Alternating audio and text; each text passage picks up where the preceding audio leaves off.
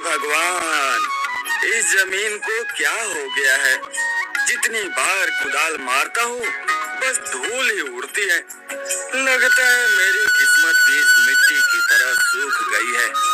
मैंने तो सुना था कि धरती माँ है, पर यह माँ होकर अपने बच्चों को भूखा क्यों मार रही है? किस्मत पर रोने से क्या होगा? हाथ पैर तो चलाने ही पड़ेंगे। घर में खाने को मुट्ठी भर चावल भी नहीं बचे हैं।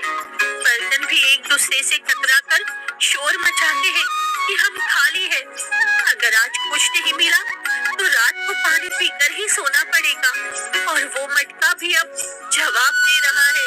हाँ, जानता हूँ गौरी, जानता हूँ, पर यह धरती तो जैसे पत्थर हो गई है। लोहा भी इससे टकराकर मुड़ जाए।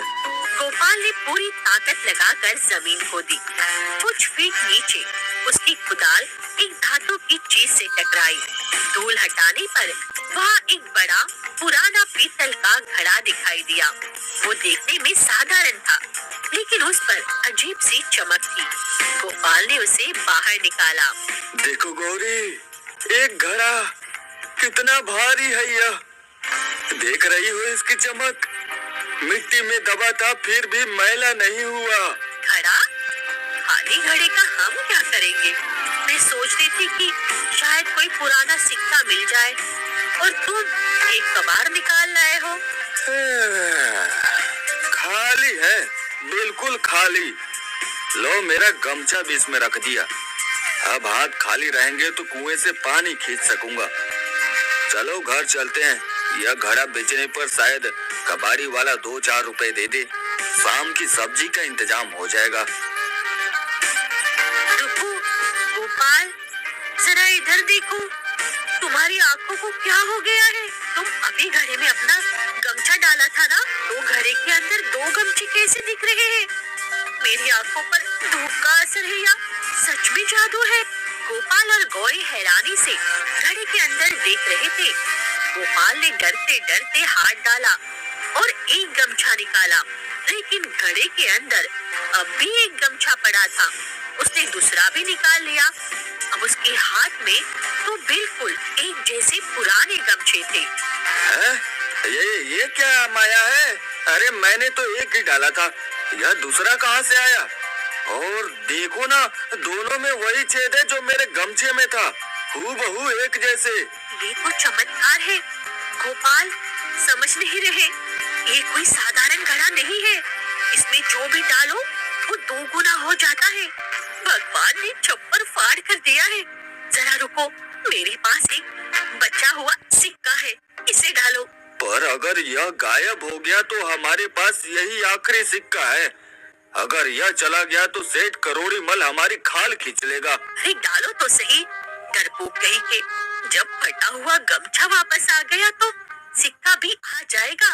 अब रिस्क तो लेना ही पड़ेगा। गोपाल ने कांपते हाथों से सिक्का घड़े में डाला। एक हल्की सी खनक हुई। जब उसने हाथ डाला तो एक नहीं बल्कि 2 सिक्के बाहर आए। गौरी, अरे देखो, 2 सिक्के। यह घड़ा तो हमारी गरीबी मिटा देगा। अब न कर्ज रहेगा न भूख। धीरे बोलो, दीवारों के भी कान होते हैं, और यहाँ तो पूरा गाँव ही कान लगाए बैठा है। इसे तुरंत घर के अंदर ले चलो। आज ही हमारी किस्मत बदल गई है, लेकिन किसी को भनक नहीं लगनी चाहिए। दोनों पति पत्नी घड़े को लेकर झोपड़ी में गए और दरवाजा बंद कर लिया। पूरी रात उन्होंने घर का बचा कुचा सामान उसमें डाला। चावल के 4 दाने डाले तो 8 हो गए, 1 रोटी डाली तो 2 हो गई। सुबह तक उनके पास अगले कुछ दिनों का राशन और थोड़े बहुत पैसे जमा हो गए थे। अब हम किसी के आगे हाथ फैलाने की जरूरत नहीं है। हम धीरे धीरे अपना कर्ज भी चुका देंगे। अब मुझे सिखाने के ताने नहीं सुनने पड़ेंगे। लेकिन गौरी, हमें सावधान रहना होगा। यह माया है और माया अपने साथ छाया भी लाती है। अगर सेठ करोड़ी मोल को पता चल गया कि हमारे पास पैसे आ गए हैं तो वह गिद्ध की तरह झपटेगा। तुम चिंता मत करो, हम किसी को नहीं बताएंगे। हम वैसे ही रहेंगे जैसे पहले थे, गरीब और लाचार। बस अब पेट भरा रहेगा। मुझे तो डर लग रहा है, ऐसी जादुई चीजें अक्सर मुसीबत साथ लाती है। बिना मेहनत का धन पचता नहीं है गौरी। तुम ना बहुत डरपोक हो। ये मुसीबत नहीं, हमारे सब्र का फल है। अब चुपचाप सो जाओ, कल हमें सेठ का ब्याज भी देना है। सुबह उठकर सबसे पहले उस कंजूस का मुंह बंद करना है। कुछ दिन बीत गए। गोपाल और गौरी ने अपनी गरीबी को छिपाना शुरू कर दिया, लेकिन बदलाव छिपते नहीं है। गोपाल ने नई धोती पहनना शुरू कर दिया और गौरी के चेहरे पर अब भूख की जगह चमक थी। एक दिन गोपाल से करोड़ी मल की दुकान पर कर्ज की किस्त चुकाने गया। अरे गोपाल, आज बड़े दिनों बाद आए, और यह क्या है? हाथ में नगद पैसे? कहीं लॉटरी वॉटरी तो नहीं लग गई ना, या खेत में गांजा उगाने लगे हो? नहीं सेठ जी, राम राम। बस थोड़ी मेहनत की कमाई है। फसल, हाँ, सब्जी अच्छी बिकी इस बार। ये लीजिए आपके ब्याज के पैसे। हाँ, पूरे पैसे, 1 रुपया भी कम नहीं। कल तक तो तुम्हारे पास चूहे मारने की दवा के पैसे नहीं थे, आज अचानक इतना पैसा, और तुम्हारी धोती भी नहीं लग रही है, कलफ लगी हुई है।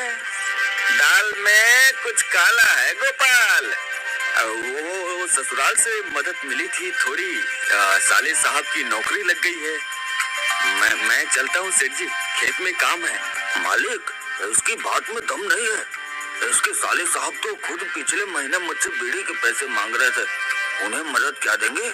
जरूर इसने कहीं चोरी की है या कोई खजाना हाथ लगा है। देख रहे हैं, चाल ही बदल गई है इसकी। सही कह रहे हो लाकन, इसकी आंखों में चोरों वाला डर था। और देख ये सिक्के, ये बहुत पुराने जमाने के लग रहे हैं। इन पर मिट्टी लगी हुई है, जैसे जमीन से अभी खोदे गए हो। तो क्या करे मालिक, पुलिस को बुलाए? दरोगा जी तो वैसे भी समोसे खाने का बहाना ढूंढते रहते हैं। अरे नहीं मूर्ख, पुलिस आएगी तो माल पुलिस का हो जाएगा ना। हमें पता लगाना होगा कि इसके पास यह लक्ष्मी आ कहां से रही है। अगर पेड़ मिल गया तो हम ही पहली खाएंगे ना। मैं शेरा को लगा देता हूँ इसके पीछे, वह रात को इसकी घर की जासूसी करेगा। वह बिल्ली की तरह दबे पाँव चलता है, किसी को भनक नहीं लगेगी। उसे कहो कि खबर पक्की होनी चाहिए। गोपाल जैसा फटीचर आदमी अगर नोट उड़ा रहा है तो समझो कुबेर का खजाना हाथ लगा है। और हाँ, शेरा से कहना अगर माल बड़ा हुआ तो उसका हिस्सा भी मिलेगा। उसी रात शेरा, जो गांव का जाना माना चोर था, गोपाल की झोपड़ी के पीछे छिपा हुआ था। झोपड़ी के अंदर हल्की रोशनी थी और गोपाल और गौरी बातें कर रहे थे। गौरी, बस करो, आज के लिए इतना काफी है। हमने पर्याप्त चावल जमा कर लिए हैं, अब लालच ठीक नहीं। अरे रुको, कल दिवाली है, थोड़ा और सोना बना लेते हैं। ये लो, मेरी माँ की दी हुई छोटी सी नट, इसे डालो। बस ये आखिरी बार, इसके बाद हम आराम से सो जाएंगे। यह सच में आखिरी बार।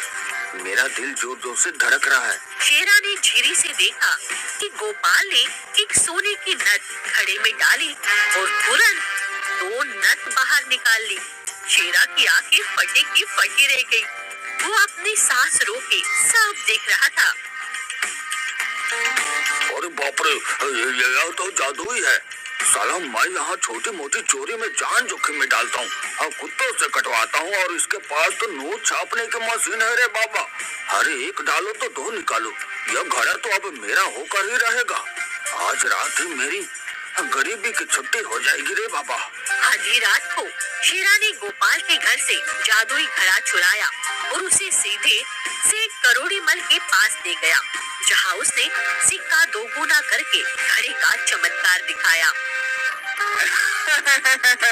वाह वाह वाह शेरा, अरे तूने तो कमाल कर दिया मेरे शेर। यह घड़ा नहीं, यह तो साक्षात लक्ष्मी जी का वरदान है रे।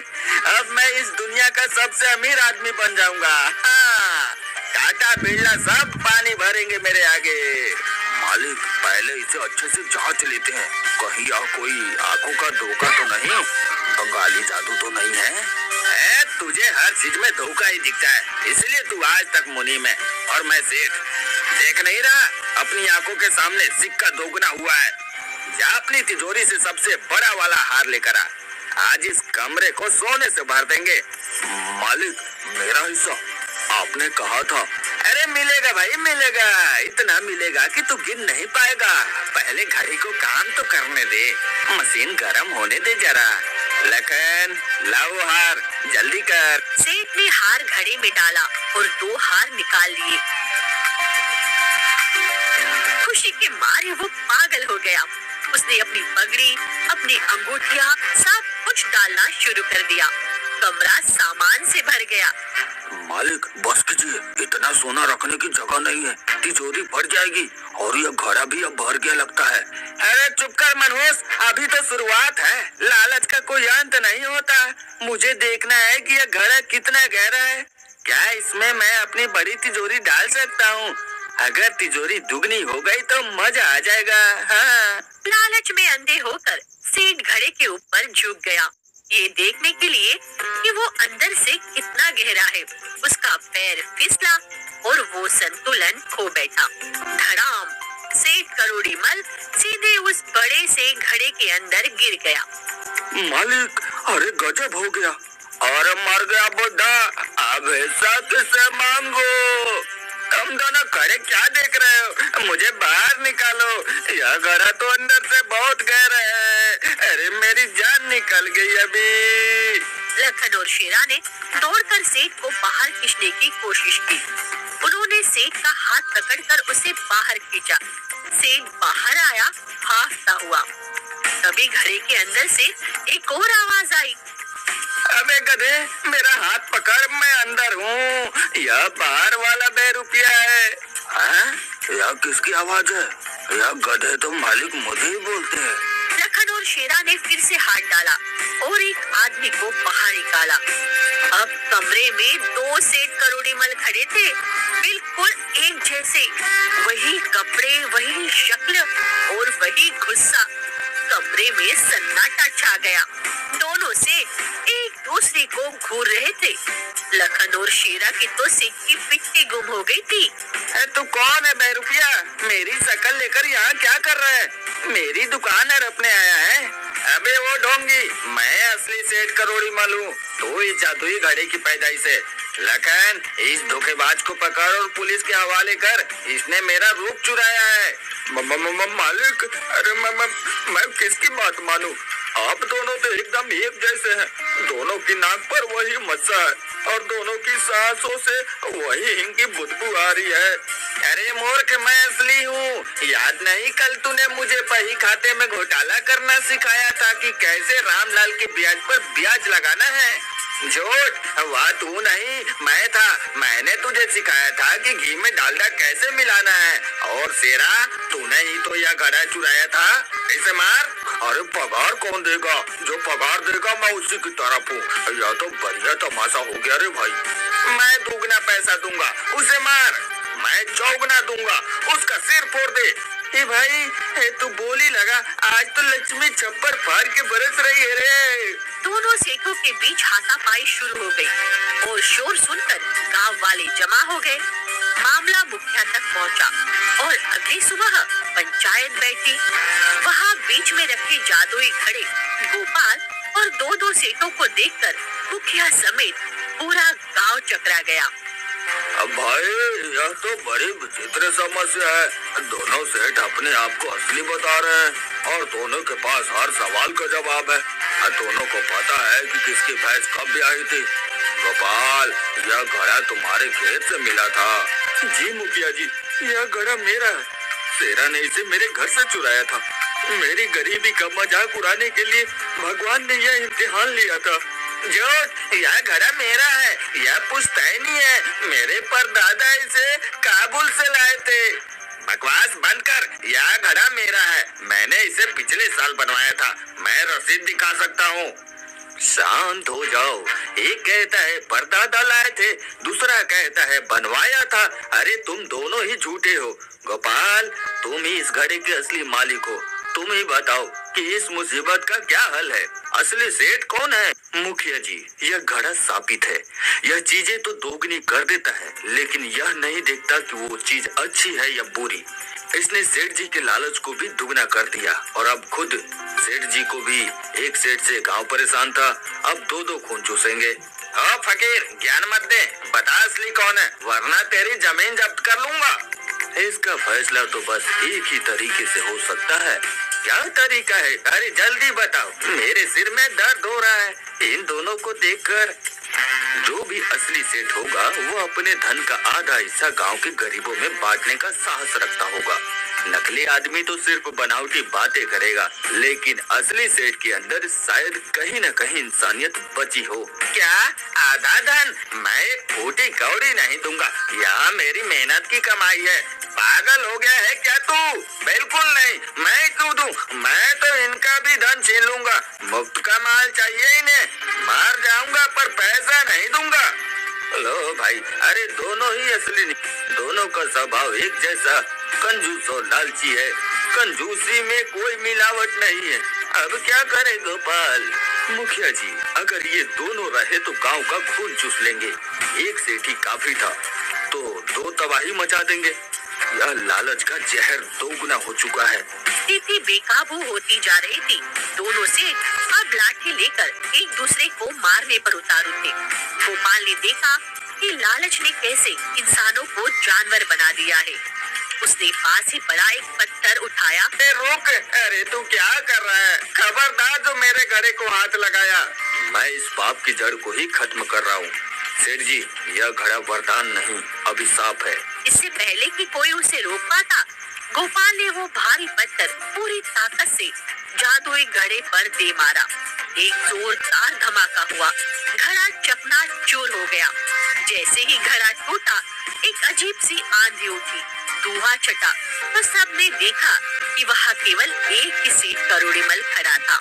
दूसरा सेठ हवा में धुएं की तरह गायब हो चुका था, जैसे कभी था ही नहीं। मैं बच गया। वह शैतान कहाँ गया? अभी तो मेरा गला दबा रहा था। वह आपके लालच का प्रतिबिंब था सेठ जी। घड़ा फूट गया तो परछाई भी मिट गई। बुराई की उम्र ज्यादा नहीं होती। सेठ, आज गोपाल ने तुम्हें एक बहुत बड़ी मुसीबत से बचाया है, वरना तुम अपनी ही परछाई से लड़ते लड़ते मर जाते। खुद से लड़ना सबसे मुश्किल होता है भाई। हाँ, मुझे माफ कर दो। मैं समझ गया, हराम की कमाई और जरूरत से ज्यादा लालच इंसान का वजूद ही मिटा देता है।